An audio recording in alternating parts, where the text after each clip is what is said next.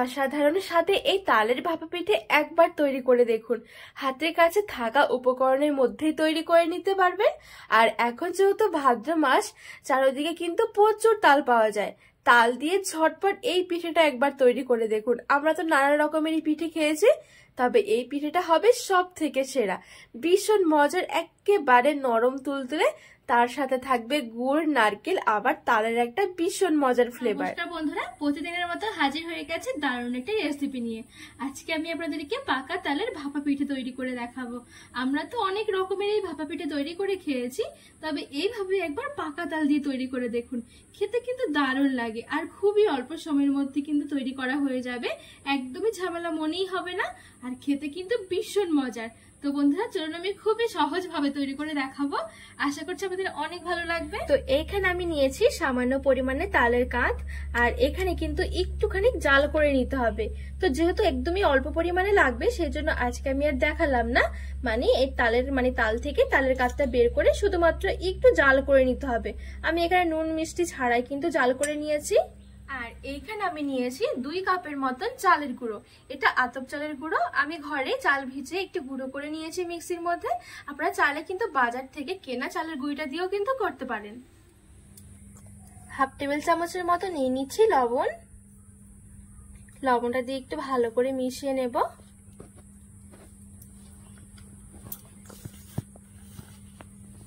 তো খুব ভালো করে লবণটা মিশিয়ে নিয়েছি। এবারে যে আমি তালের কাঠটা নিয়েছিলাম, এই তালের কাঠটা দিয়ে এখানে অল্প অল্প করে দেব আর মাখতে থাকবো। একবারে খুব বেশি দেওয়া যাবে না, অল্প করে দিতে হবে। এটা কিন্তু একটু ঝুরো ঝুরো হবে, শুকনো শুকনো করে মাখবো। আমরা তো অনেক রকমেরই ভাপা পিঠে খেয়েছি, তবে এইভাবেই তালের সিজনে এইরকম করে ভাপা পিঠাটা তৈরি করুন। দেখবেন খেতে কিন্তু ভীষণ মজার, আর সবাই কিন্তু খুবই পছন্দ করবে। আর অবশ্য করে কিন্তু এভাবে অল্প অল্প করে দিতে হবে।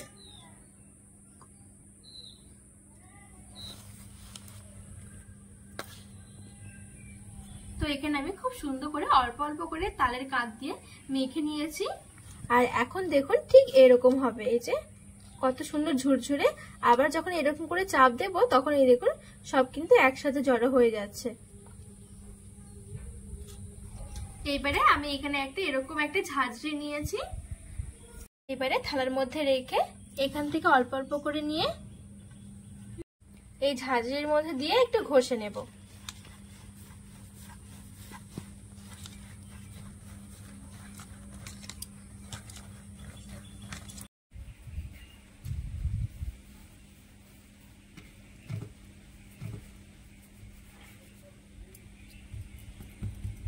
তো এখানে আমি সবটুকু চালের গুঁড়ি খুব সুন্দর করে এই ঝাঁঝরি দিয়ে একটু চেলে নিয়েছি।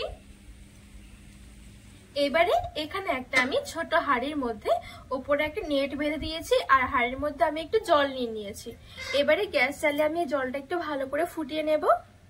এখানে খুব সুন্দরভাবে জলটা গরম হয়ে গেছে, উপর দিয়ে কিন্তু ভাপটাও ওঠা শুরু হয়ে গেছে। এবারে আমি পিঠেগুলো তৈরি করে নেব। এইবারে নিয়েছি আমি এখানে একটা বাটি হাতা। বাটি হাতা না থাকলে ছোট যে কোনো বাটি নিয়ে নেবেন, তাহলে হয়ে যাবে। তো এবারে তাল মাখানো সে চালের গুঁড়োটা আমি দিয়ে দিলাম। অল্প একটু নারকেল কোড়া দিয়ে দিচ্ছি, আর দিয়ে দেবো সামান্য একটুখানি গুড়। এখানে কিন্তু আমি আখের গুঁড়ো নিয়েছি, আপনাদের কাছে যে কোনো গুড়টা থাকলে কিন্তু দিতে পারবেন। তবে এইভাবে করে তৈরি করলে খেতে কিন্তু ভীষণ ভালো লাগে। তো এখানে আমার গুড় আর নারকেল দেওয়া হয়ে গেছে, আর ওপর দিয়ে আবারও কিছুটা চালের গুঁড়ো দিয়ে এইভাবে করে হালকা হাতে একটু চেপে সাজিয়ে নেব। তো এখানে খুব সুন্দরভাবে রেডি হয়ে গেছে। এই বাটি হাতার উপরে আমি আরেকটা নেট চাপিয়ে দিয়েছি। চাপিয়ে দিয়ে ঠিক এরকম করে একটুখানি চাপ দিয়ে এবারে ঠিক এভাবে উল্টে বসিয়ে দেব। তো এভাবে করে উল্টে বসিয়ে দিলে কিন্তু খুব সুন্দরভাবে বাটি হাতার শেপটা নিয়ে নেবে। আর এই দেখুন কত সুন্দরভাবে বসে হয়ে গেছে। আর ওপরে যে নেটটা আমার এক্সট্রা একটু আছে, এটা দিয়ে ভালো করে একটু ঢাকা দিয়ে দিচ্ছি। এই ঢাকা চাপা দিয়ে আমি 2 মিনিটের জন্য ঢেকে রেখে দেব মিডিয়াম আঁচে। তো এখানে আমার 2 থেকে 3 মিনিটের মতন হয়ে গেছে। এবার আমি ঢাকনাটা খুলে দেখে নেব, আর খুবই অল্প সময়ের মধ্যে কিন্তু রেডি করা হয়ে যাবে। তাই দেখুন এখানে কিন্তু পিঠেটা আমার খুব সুন্দরভাবে হয়ে গেছে। এবারে তুলে নেব।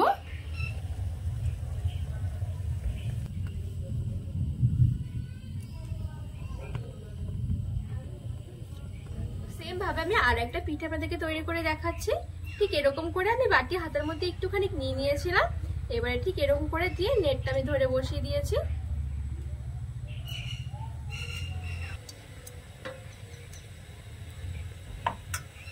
এবারে ঢাকা দিয়ে আমি এইভাবে করে দিয়ে দেব।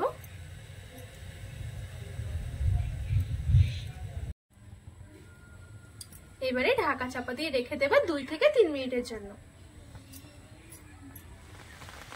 তো এখানে 2 মিনিটের মতন 2 থেকে 3 মিনিটের মতন হয়ে গেছে। এবার আমি খুলে নিচ্ছি। আর খুবই অল্প সময়ের মধ্যে কিন্তু তৈরি করা হয়ে যাবে এই পিঠেগুলো। এই দেখুন কি সুন্দর হয়েছে। যখন ওপর থেকে এরকম করে হাত দিলে একটু শক্ত মনে হবে, আগের মতো ঝুরো ঝুরো হয়ে পড়ে যাচ্ছে না, তখন কিন্তু বুঝতে হবে যে পিঠেটা হয়ে গেছে। তো এবার আমি তুলে নেব।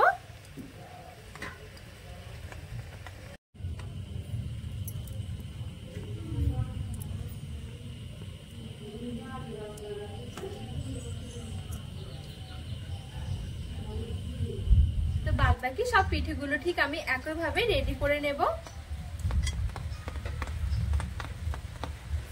ঢাকা দিয়ে রেখে দেব 2 থেকে 3 মিনিট। এই দেখুন এই পিঠেটাও কত সুন্দরভাবে হয়ে গেছে।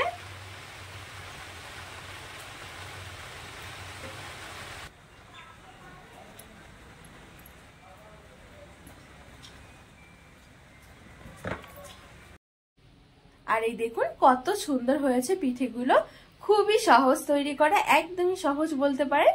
আর এই কত সুন্দর হয়েছে, খেতে কিন্তু ভীষণ ভালো লাগে। যেমন তালের ফ্লেভার আছে, তার সাথে গুড়, তার সাথে নারকেল, ভীষণ মজার হয়। অবশ্যই একবার হলেও তৈরি করে দেখবেন, দারুণ হয় খেতে। তো বন্ধুরা, আজকে ভাপা পিঠের রেসিপি কেমন লেগেছে অবশ্যই কিন্তু কমেন্ট করে জানাবেন। আর রেসিপি ভালো লাগলে চ্যানেলটিকে সাবস্ক্রাইব করে পাশে থাকার অনুরোধ রইল।